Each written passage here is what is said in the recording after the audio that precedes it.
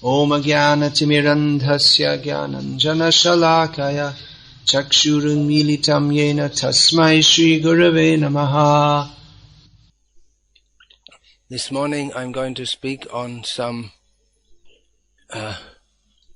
Anarthas, or unwanted attitudes which are obstacles in devotional advancement, some specific Anarthas which I have not particularly observed here at ISKCON Vellore, but by hearing about which we can, even though it may not affect you personally directly at the present time, all the Anarthas, they all spring from the tendency to not want to serve Krishna, to promote oneself, to pursue a misconceived sense of self-interest, which manifests as the tendency to exploit others, the tendency to try to cheat others, and this can enter into devotional service also. So, the first one I'm going to speak about is something that was brought to my attention by my godbrother, our godbrother, Tejas Prabhu, who probably most of you don't know. Srila Prabhupada gave him that name. And it's very fitting to his personality because he's a very powerful, intense kind of person, although in an unusual way. It's not manifest a lot of the time. He's also generally very quiet and gentlemanly, but he has a very intense approach to everything he does. So he brought this to my attention that, when I first heard it, I was surprised, and you'll probably be surprised also if you haven't heard this before, that collecting funds for cow protection actually encourages cow slaughter. So, it's surprising. I'll explain it as he explained it to me. That cow slaughter, when Hindu organizations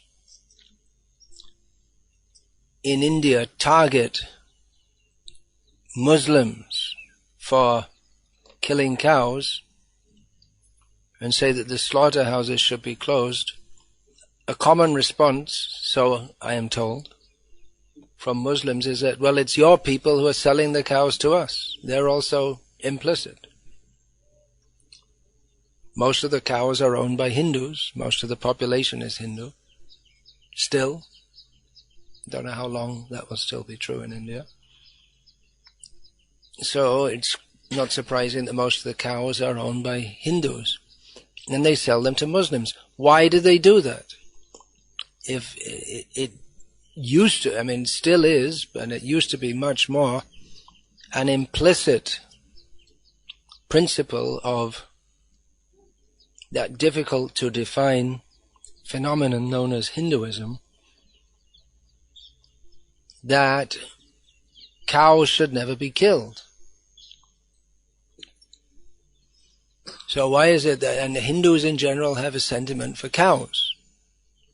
So why do they sell their cows to people who, they don't ask questions, but they must know that they're being sold, they're going to be slaughtered? Why do they do that? The answer is, any brilliant ideas from any of you? It's an easy thing to understand. Why do they do that? Because they want the money. Money, money, money, money. The number one, who's the number one god in India? Is it Krishna or Ganesh or Sai Baba or Allah, it's money. Everywhere.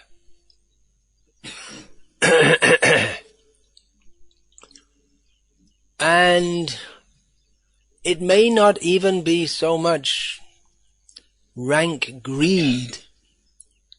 I'll say that again. It may not be so much rank greed, because when someone coughs, the sound tends to get covered by that sound. But it's just what is considered an economic necessity, that everything in the world nowadays runs on the principle of money. And if you keep a cow, and as long as it's giving milk, you're getting money, but then when it stops giving milk, you don't get money, and you still have to feed it. So people can't afford it. So they sell it. And therefore, the idea is there that we'll have goshalas, homes for cows, in which old cows which would otherwise be sold for slaughter, will take them and feed them and support them. But Tejas Prabhu explained that actually cows in traditional culture are a sign of opulence. Who has got more cows is more wealthy, because cows produce milk and they produce stool and urine, which is also valuable. And they produce bulls, which are also valuable, not in the modern age, because we have the mechanical bull called the Massey Ferguson or whatever, tractor. The bulls are also not only tractors, but not only for plowing, but for all kinds of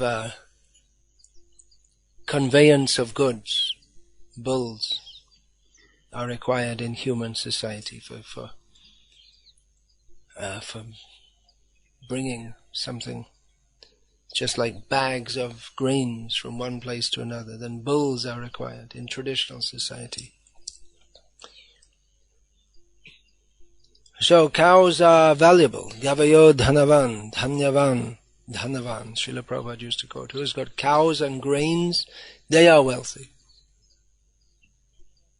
And other things, gold, silver, diamonds, other jewels, they're secondary, because silk, these are considered signs of opulence.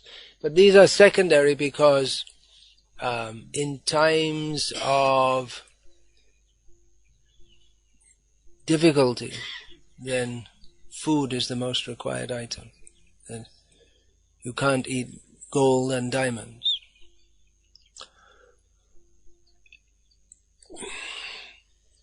So if we advertise that we're collecting money to support cows, it gives the idea that cows are an economic liability.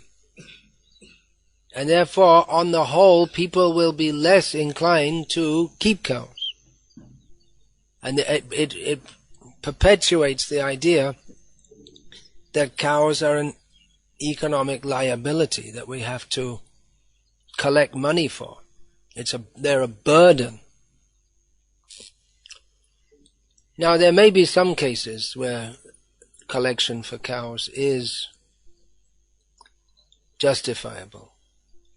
Just like if you have this goshala for old cows that would otherwise be slaughtered, then, alright, although you can only, keeping a goshala for old cows that would also be otherwise be slaughtered, that also adds indirectly to the problem, because people who have taken service from cows, they should continue to protect them and not reject them when they become old. Just like your old mother, when she's old and she's been serving you all her life, you don't sell her to be sold.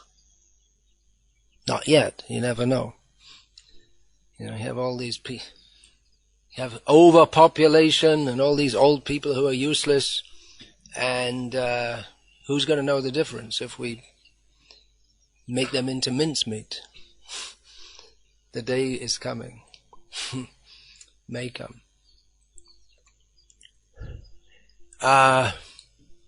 So it's a noble idea, but the real thing is to educate people.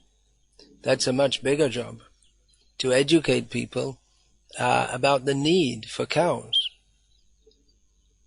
That it's not proper to kill. It's nowadays, if we talk of cow protection, then it becomes a Hindu-Muslim issue. It becomes a sectarian issue. But we should educate everyone that the cow is valuable. Even in old age, they give the stool and urine, which that's also very valuable. Who is that? Recently, someone told me that. Oh yeah, Gokul Chandra told me that in Bangalore, some of his friends, they had some in their house. They have one floor which they rent out. So some Iranian students were living there. So they said to them that you can take the rooms on rent on the condition that you don't cook beef. And they were upset. They said, we don't cook beef. Only low-class people cook beef. In our country, the high-class people, they'll never eat cows. So that's going on since maybe pre-Muslim times, when they had their Zoroastrian culture, which is it's a kind of Hindu culture. And I believe, is it in Pakistan it's illegal to kill cows you have to get permission or something to do that? Because which country is that? One Muslim country I saw, because they're considered a national asset, cows and bulls, for agriculture. So it's not impossible to convince if we try. And if we try to make a riot every time a cow is killed by Muslims, then there's no end. It'll just perpetuate more violence and more violence and more violence. Some show of force can be effective, but in the long term, we're going to have to convince, which means actually a whole change in the economy from the oil-powered economy, which is going to happen anyway, because the oil's going to run out. The economies are going to collapse. Right now, America's on the precipice. The whole, unless they make some severe economic reforms, then the whole economy is going to go down very quickly. And then most likely people will go back to the land, as is happening in Greece, where their economy is already collapsed. And it's likely to happen to one country after another in the Western world, because they're all living artificially on borrowed money. So in America there's plenty of land, so people can just go to the land. And of course it's not so easy, because it's all owned by big corporations, whereas in Greece still there's small farms are there. In Russia there's plenty of land, but the only problem is the growing season's only about 5 months. Very good land. Where you're from, Tatarstan, the land is so good. You practically don't have to do any farming, just things grow by itself.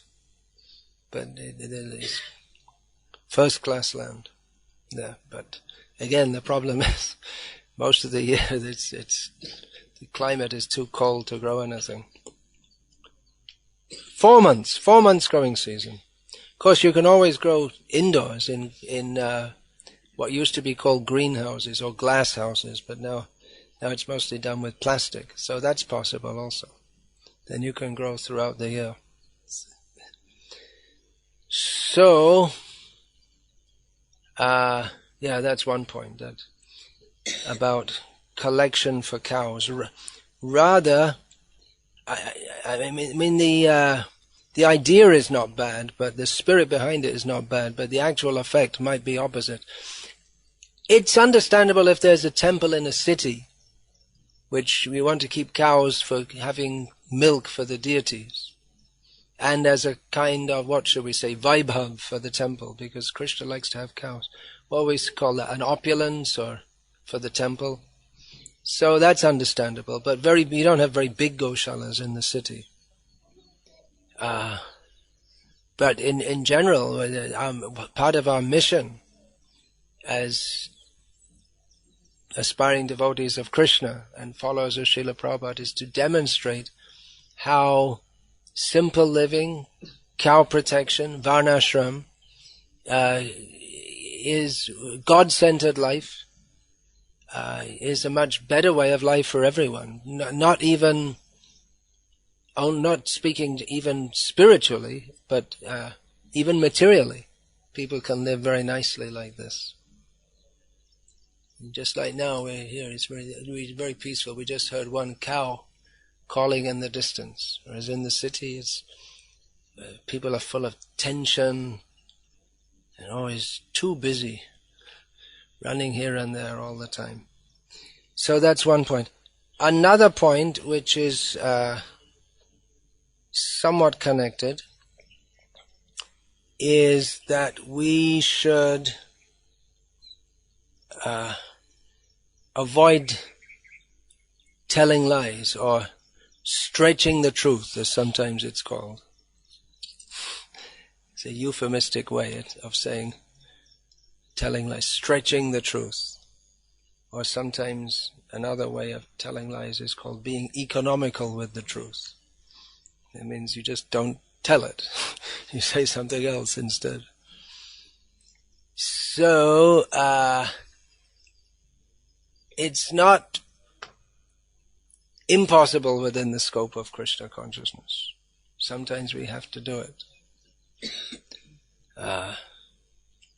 As I've several times given the example, if I go to a country where I know that the government is not very favorable to Krishna consciousness, then I'll go dressed like a tourist, and if they ask me what I'm doing, I'll say, well, just visiting, just come for a few days, just to have a look on this and that.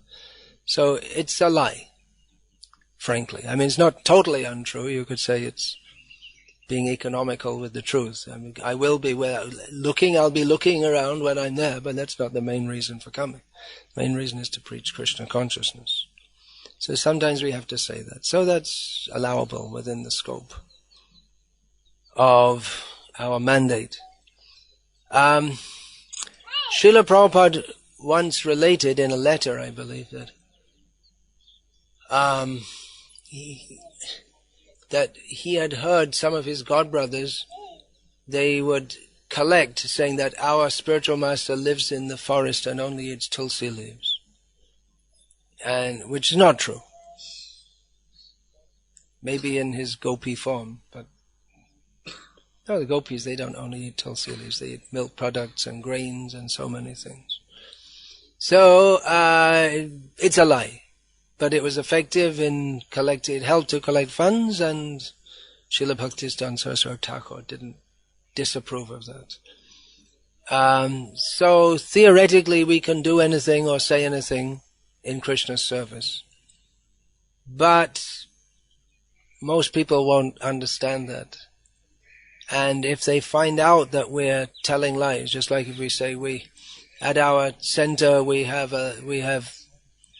200 lepers, please give a donation, and they come and find, where are all the lepers? Well, they all died, or they all went on a holiday, but they come 3-4 times, there are never any lepers there, and they come to find out that it's just a bluff, and they won't be pleased. They'll think, why are these people bluffing like this? And so that will work against us in the long term. So it's better to be straightforward and just say what we're doing. That we can sometimes stress more the activities that will appeal to people. Just like we could say, we have a school, and a very good school, of course, our school. In our schools, if we're actually following Srila Prabhupada, we teach Krishna consciousness, so people may not be very pleased with that. They may or may not, it depends. But the general point that if we tell lies, it may be fruitful in the short term, but in the long term people are going to be dissatisfied, and they will turn against us. Similarly, illegal activities, again, especially in a country like India, in which corruption is part of the modern culture here.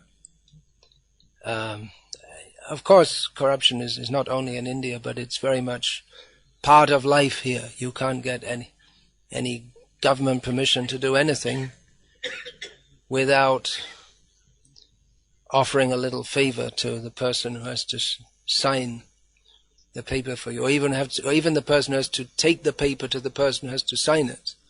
You have to. So it's not really a favor. It's just part of the economy. That's all. That the businessmen they calculate, and it's all part of the way of life. So it may not be possible in this country, or in any country, to always follow the law precisely. But as far as possible, we should do. Another thing which is similar to this is we should be very careful of these get-rich-quick kind of schemes. Just like you could, or making money very easy. Yesterday, one businessman who came to visit, he showed me a video clip. He showed it to you also? Yeah. Of something in Hindi. I presumably it appeared on TV, saying that ISKCON is making lots of money and is doing money laundering and sending money to America and this and that.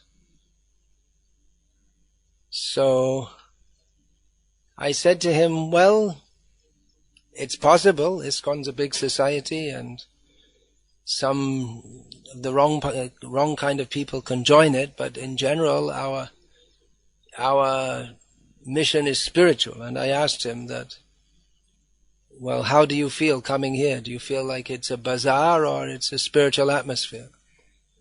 And he said, yes, it's like a mandir.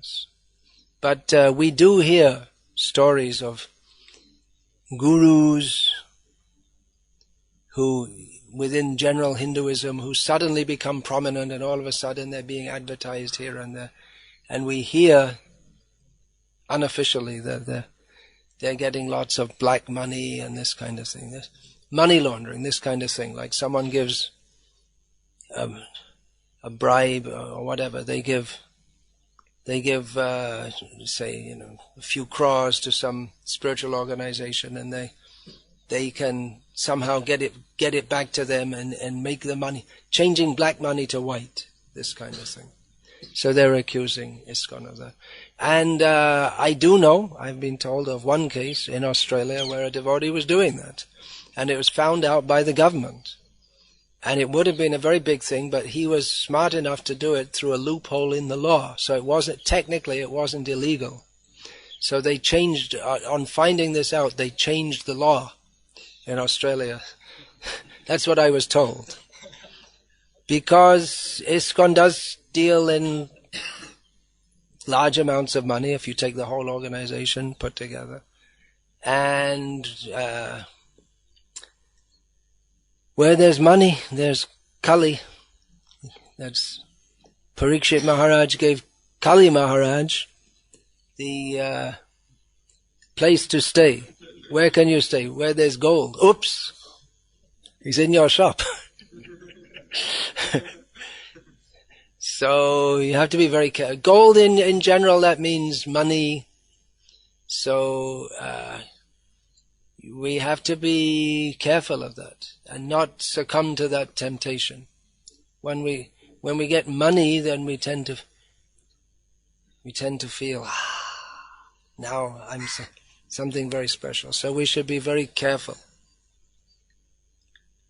Sadhus, or people who have renounced this world, they're supposed to be free from the temptations of kanaka kamini, gold and women. So as we're preaching organization, we deal in these things. We not only do accept money, but we canvass people to give it.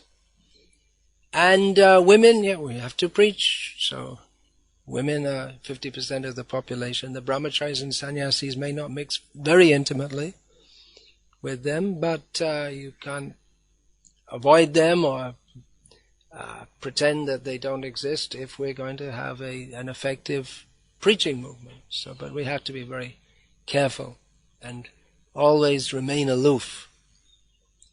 It's a good idea if there's a suggestion that in any center of ISKCON, it doesn't have to be like this, but if there's a renunciant as the head of the local center or the institution, sannyasi, brahmachari, senior brahmachari, then people can look up to that person as a spiritual head or spiritual guide. It's a spiritual institution. They generally tend to look up to renunciants as spiritual leaders, although grihastas can also be fully spiritual, but in the eyes of most people, if people have wife, children, home, that is somewhat, they tend to see them as less spiritual, and actually they do have to spend a considerable part of their time involved in domestic and social matters. So it's a good idea. It's a good idea if the leader is a renunciant. But if he can delegate the management to grihastas, that's also as far as possible. I mean, there's no ideal situation, but that's also that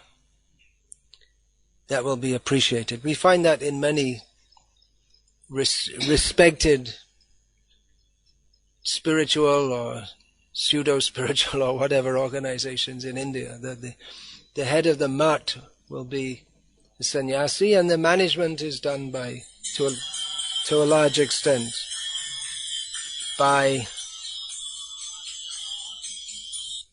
grihastas. Now, another point, in a different category to the ones which I've been speaking about, appointing oneself as a shiksha guru.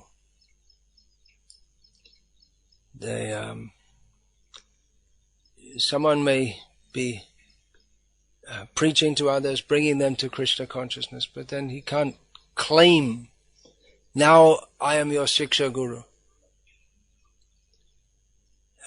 He may be looked up to by others like that, but you can't claim that, and now you have to do what I say. I mean, even Diksha gurus, they soon find out, I know myself, that you can't expect from disciples they like unswerving obedience to everything you say, because people have their limitations.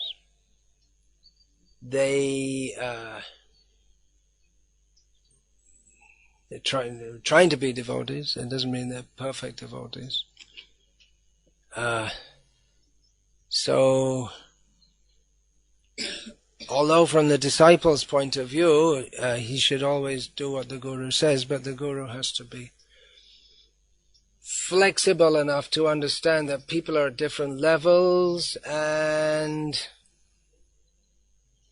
most devotees are not very surrendered, and even those who are more surrendered, to be a disciple doesn't mean to be a total slave. Maybe in the Gurukul, the boys are trained like that. Dasavana acharan nijo. That's described in Bhagavatam. Dasavan. Sometimes the word das is translated as slave. There's no real concept of slavery in Vedic culture, but the word das, servant, in the secular sense, although again in Varnashram culture there's no major division between secular and religious as there is in the Western way of thought. But the word for slave is in Hindi, it's like many words, like divorce. There's no word as such. It's an Urdu word. It's imported from Arabian and other languages like that. So to claim oneself to be a Shiksha Guru and then to lord it over and dominate others, this is not very proper. It's natural that devotees who are being guided by others tend to look up to those devotees who are guiding them with affection, to look up to them just like Shiksha Gurus, but to demand that now I preach to you, now I'm your Shiksha Guru and you have to do what I say. This is not correct. So, just that point.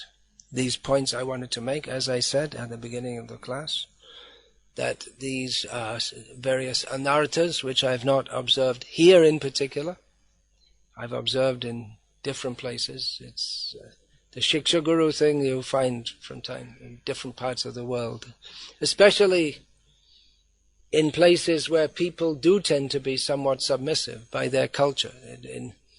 In Russia, because the history of Russia is to be ruled harshly by extremely harshly, more so than probably any other country, certainly any other major country in the world. So people are used to doing what they're told, otherwise they'll be very severely punished. So of course it's not like that now in Russia, but that's the culture. So people tend to be submissive to leaders. In India also, because of that religious culture of submitting to gurus, it's very different if you go to America especially, where people have the idea we're all free and we'll do what I like and I don't do what anyone says, although they all do. If you join a company and they say, well, I don't do what anyone says, then you don't have a job. But there's this idea that you're free, the land of the free. But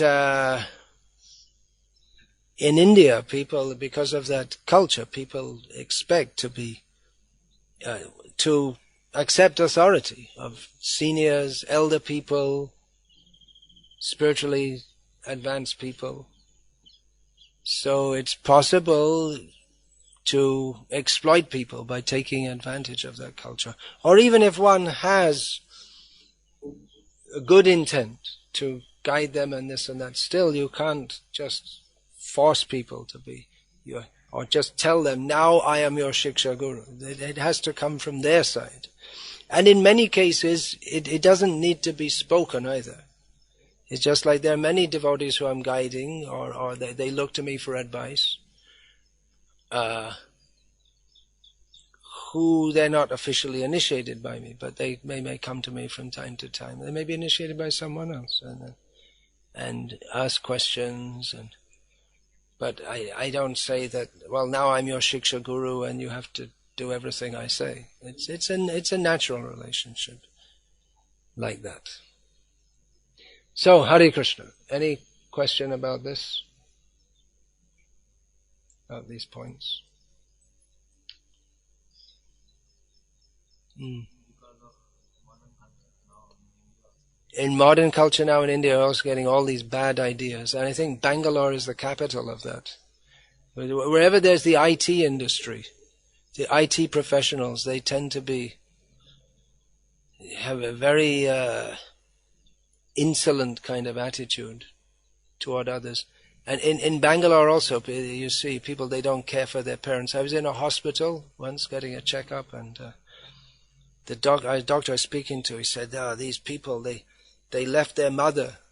She's very sick, and the two brothers came and said, you look after her. We're going away. Whatever it costs, we'll pay, but you just look after her. That's all. They didn't care because they're busy. They're businessmen. They can't stay to wait for them. Even the doctor, he was saying, people nowadays, they're all like that. They don't care for their elderly parents. And you'll find also, it's coming up in India, these vridashrams, old age homes, because people, they don't want to look after their parents. Many young girls, they'll marry, they say, I'll marry you on one condition, we won't live with your parents. Which is the normal thing, that you live, the girl moves in with the boy's parents when they're married, and then as the parents get older, then they're looked after, but they don't want to do that. So, yeah, everything bad is coming. So we have to, what can we do? We have to try to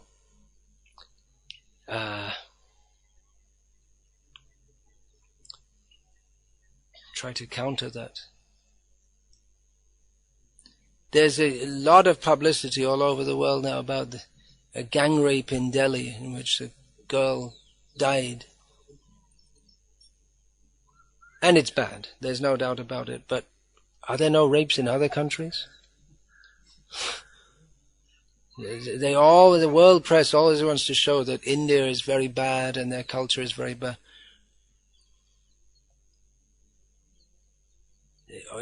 People overseas, they have the idea that most women in India, they're burned to death by their family members, and there's this impression. Really, they have there's like a worldwide conspiracy against it. I think because they realize that the culture is, well, one reason is India is becoming more and more important in the world in terms of economic and political importance, and it does have a culture very different to that of the West, and I think the West is threatened by that. Especially America was founded on the basis of Christianity, or what they call Christianity, but actually Christianity has been much subverted in the West, because literally millions of people do yoga, they believe in reincarnation, their attitudes are more like Hindu attitudes than Christian, just like this idea, let all, just tolerate everyone, respect everyone. That's not a typical traditional Western attitude. The Western attitude is, we're Christians, and this is it, and to hell with you. That's robustly Christian. We have to go out and colonize the world because they're all heathens. We have to give them the message of Christ. But modern America, even many Christians, are not like that. So they feel threatened, and they want to portray everything in India bad. And there are many things in India that are bad, no doubt. But it's not that the West is without social problems, or that there's this idea coming from the West that we are enlightened still. It's going on since the colonial times of the 19th century. We are enlightened, and we have to teach other people how to live. You see, they have to have democracy. In India, people are saying democracy, it's something wonderful. But Prabhupada, he didn't think so. I thought he called it demon crazy. And the idea, everyone should be equal, which is not possible. The idea that we're much better, we're in Afghanistan. The American troops are in Afghanistan because we have to give them democracy and equal rights and all. They're there because the geopolitical center of the of the oil world. They want to bring oil from Kazakhstan through Afghanistan and out to eventually to America. But there's this idea that we have to give them the proper values, and very extremely arrogant. If there are any problems in India or other countries, they think, well, it's because their culture is so bad and they're so ignorant. If there's similar problems in their own country, they think, well, it's just an aberration. It means something unusual. Just like there are riots in America from time to time. There are school shootings in which they kill so many. We don't say that, well, it's because, it's America. They're so primitive and backward. They don't say like that. Oh, something. How could it happen in our civilized America? But if such a thing happened in India, say, oh, India, what do you expect? They're Indian. They must be backward. That's their whole. So, all right, Hare Krishna. Anything? Question, comment, protest? Yeah.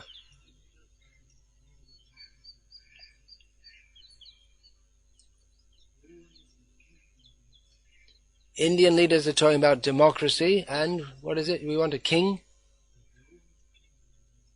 Everyone is a king. Well, that's not possible. That's like saying everyone is a king in democracy.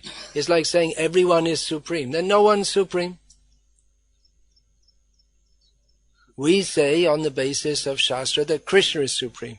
But if you say Krishna is supreme and Shiva is supreme and Durga is supreme and Chandra is supreme and Indra is supreme and Sai Baba is supreme and my mother-in-law is supreme, then there's no meaning to it. Supreme means above everyone else. So if you say everyone's a king, it's meaningless. It's not that everyone becomes a king, everyone becomes without a specific role in so-called democracy. No one knows what they're supposed to be doing. Still, to some extent, there's traditional societies going on. We see in towns like Vellore, there are still traditional Vaishyas, like yourself. You're from a traditional Vaishya family. And yesterday those different people came. I mean, their whole bhav is Vaishya, isn't it? They're traditional families who they do business and they're pious and they give donations and this and that. All over India you'll find Vaishyas. It's a different mood to Brahmanas or Shudras. They're very interested in making money, very good at making money. Generally quite pious also, like that. And they like sense enjoyment, but not in a gross way. They like to have nice houses, then their wives will have lots of gold and jewelry, and like that. But in a civilized kind of way, not a gross way, like that. So still you'll find people like that. You still find plenty of people who are Shudra by nature, and they know it, and they're quite happy. They'll come to the temple, they'll do physical work and all this kind of thing. They're not trying to say now we're Brahmanas and all this. So still some remnants of the old system are there. Some good facets of that. Hare Krishna. All glories to His Divine Grace, Srila Prabhupada.